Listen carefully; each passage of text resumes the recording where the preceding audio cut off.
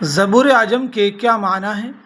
علامہ اقبال کا چوتھا فارسی مجموعہ کلام ہے زبور اعظم۔ زبور اعظم علامہ اقبال کا چوتھا فارسی مجموعہ کلام ہے جو 1927 میں شائع ہوا۔ زبور کے لغوی معنی ٹکڑے، کتاب یا مکتوب کے ہیں، جبکہ اصطلاح میں یہ اس الہامی کتاب کا نام ہے جو حضرت داؤد علیہ السلام پر نازل ہوئی۔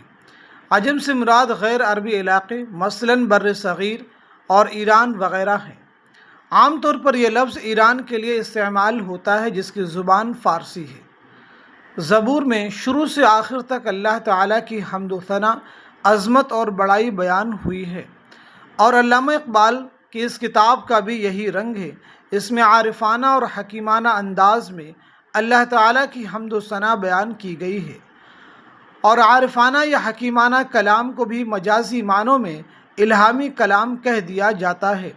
لہٰذا زبور اعظم کے معنی ہوئے عجم کی زبور یا فارسی زبان کی زبور، یا یوں کہیے کہ فارسی زبان کی الہامی یعنی عارفانہ و حکیمانہ کتاب، جس میں اللہ تعالیٰ کی حمد و ثنا اور کبریائی کے نغمے پیش کیے گئے ہیں۔